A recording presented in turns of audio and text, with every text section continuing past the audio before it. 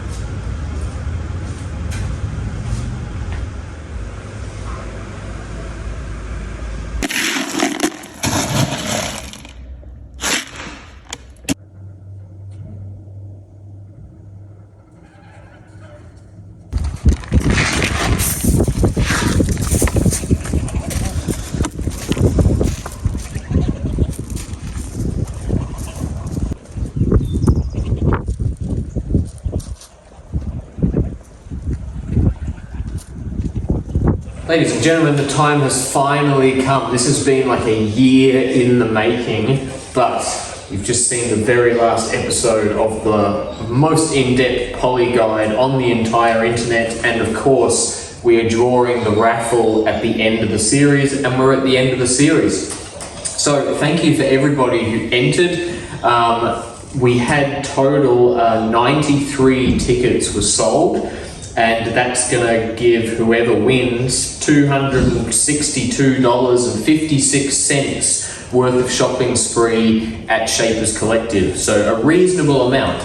And we'll definitely run this type of raffle again in the future, but this was more of a trial, see if it worked, see how it went. And the big dream would be one day to ship out a surfboard from Shapers Collective, a New Zealand board, to somewhere in the world using a similar system to this.